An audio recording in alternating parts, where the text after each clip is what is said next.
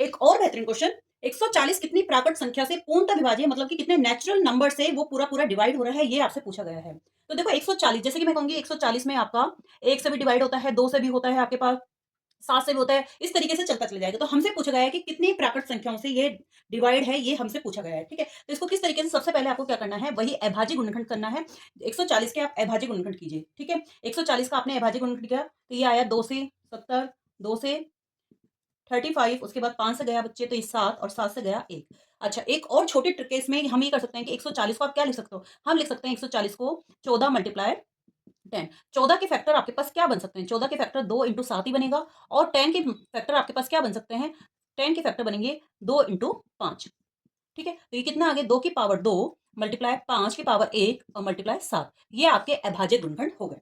अब आपसे पूछा क्या गया है, पूछा गया है कि कितने प्राकृतिक संख्या में पूर्णतः विभाज्य है, प्राकृतिक संख्याओं की संख्या पूछी गई है कि कितनी संख्याओं से आपका डिवाइड हो सकता है। तो इसमें कुछ नहीं करना, जो आपके पास इसका एक छोटा सा ट्रिक है कि जितने भी पावर है उसमें +1 कर दो और सबको आप मल्टीप्लाई कर दो, सबको आप गुणा कर दो, बस इसका ध्यान रखना है।